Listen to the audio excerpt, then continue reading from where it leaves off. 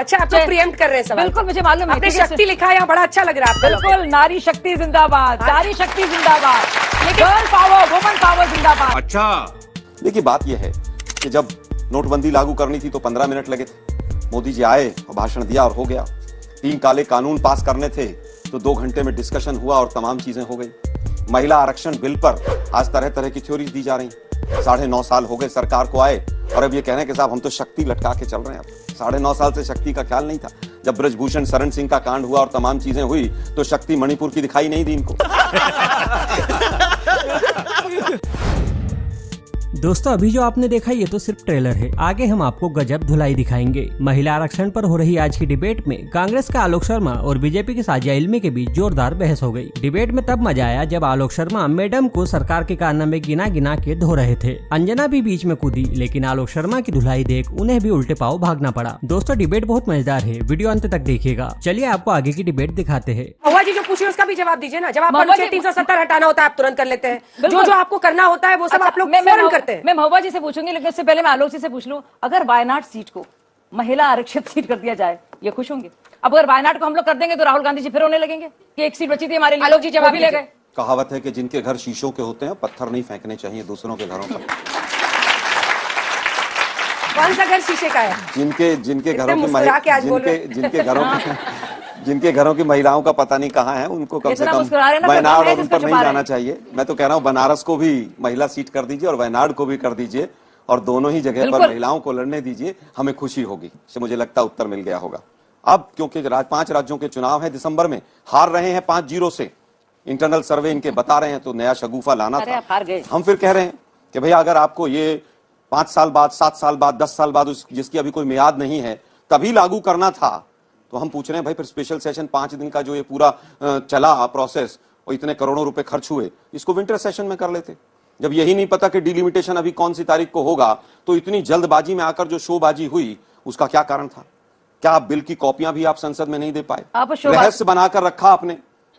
Special session पता नहीं चला स्पेशल था या बिना स्पेशल था, लेकिन इतना जरूर था कि रहस्य बनाकर रखा गया। पर पास करा लिया आलोक जी। 6 साल आप नहीं करा पाए थे। मैं फिर कहूंगा क्या? हमारी सरकार बॉयकॉट कर देते, हमारी सरकार अल्पमत में थी और हमारे कोalition समर्पण कर दिया आरजेडी-एसपी के सामने। मैं फिर कहूंगा अटल बिहारी वाजपेयी जी की सरकार में भी 3 बार आया। पिछले 17 साल में, 18 साल में अगर हम कुल मिलाकर देखें तो 11 साल तो इन्हीं की सरकार रही है।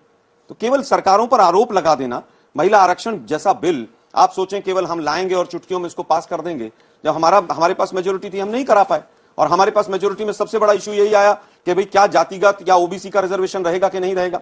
हमने तुरंत कास्ट सेंसस कराया उसके बाद 2011 में, 13 में फिल्टर होके आए, 14 में राज्यों पर गए, लेकिन आज तक कास्ट इक्वेशंस जो हैं, किस तरह का कास्ट सेंसस है, वो दबाकर बैठे हुए हैं। आज फिर 6 साल आगे पोस्टपोन कर दिया इन्होंने कि 6 साल के बाद क्या क्या होगा, कैसे होगा। पहले सेंसस होगा, फिर उसके बाद डिलिमिटेशन होगा। भाई 21 में सेंसस जो होना था पूरे विश्व ने करा दिया, मोदी जी हिंदू मुसलमान करते रह गए। पूरे विश्व में सेंसस हुए और अब तो 2 साल हो गए, 2 साल कोरोना को गए भी हो गए, अभी तक प्रोसेस शुरू नहीं हुआ है तो बता दें जरा। ओबीसी आरक्षण इसमें लाओ, लेकिन ओबीसी महिलाओं को टिकट नहीं देंगे। 12.9, 12.6 शाजिया जी, महिलाओं को टिकट दिया तो बहुत ज्यादा देना चाहिए था। और उसकी बच्चियों का बीजेपी से वही सवाल पूछा उन्होंने कि अभी क्यों किया, जब आपको लागू ही नहीं करना था, अभी कब लागू करेंगे, नहीं करेंगे। वैसे ही आपसे भी उनका वही प्रश्न है कि आपका दोहरा इस पर मापदंड है। आप लाते हैं तो ओबीसी को नहीं डालते हैं और ओबीसी पे ज्ञान देते हैं। ओबीसी के मुद्दे पे उन्होंने फाड़ा था, अब ओबीसी के पक्ष के बिना भी उन्होंने वोट कर दिया। तो ये जो डबल स्टैंडर्ड है इस पर, उस पर जवाब दीजिए। देखिए ना, उस समय पर डबल स्टैंडर्ड था ना आज डबल स्टैंडर्ड है। हमसे गलती हुई कि उस समय पर ओबीसी का हमने उसमें प्रावधान नहीं रखा। ये माननीय राहुल गांधी जी ने आज स्वयं कहा। उसके साथ साथ उस समय तक भी कास्ट सेंसस नहीं हुआ था। हमारी जो गलती थी कि कास्ट सेंसस और कास्ट के आंकड़े हमारे पास नहीं है, हमने तुरंत उसमें कास्ट सेंसस कराया। हमारे पास जो चीज नहीं थी उसकी तरफ हमने कदम बढ़ाए, इसलिए उस समय पर नहीं रखा गया। आज क्यों नहीं रखा गया, ये सब सवाल जो हैं वो कांग्रेस की तरफ नहीं है। हम तो केवल ये पूछ रहे हैं, 9.5 साल से आपके पास तो कास्ट सेंसस के डाटा भी रखे हुए हैं, आप उन्हीं को यूज कर लेते। उसको यूज करने में और 33% आरक्षण देने में किसने रोक रखा था? 9 साल, 9.5 साल तक सरकार पकौड़े तलती रही। अब शक्ति का बिल्ला लगाकर पूरी सरकार जो है घूम रही है। ये बिल्ला नहीं है, तमगा नहीं है, मजाक ना उड़ाइए आप। मजाक नहीं, नहीं बिल्कुल ना उड़ाइए, मुझे बहुत नहीं, मुझे एतराज है आपकी इस बात से। ये तमगा नहीं है, ये मेरा मोटो है, मैं यकीन करती हूँ। और हम लोग शक्ति है, ये तमगा नहीं है मेरे लिए। दूसरी बार आपने कहा, दूसरी बार उन्होंने मजाक उड़ाया। 9.5 साल तक यकीन नहीं था। बीजेपी के तमाम प्रवक्ताओं का एक का स्टेटमेंट नहीं आया ब्रजभूषण शरण सिंह के कांड पर। अभी तक सब पूरी कार्रवाई चल रही है, कठुआ में पूरी कार्रवाई चल रही है। जो हुआ तब एक शब्द नहीं।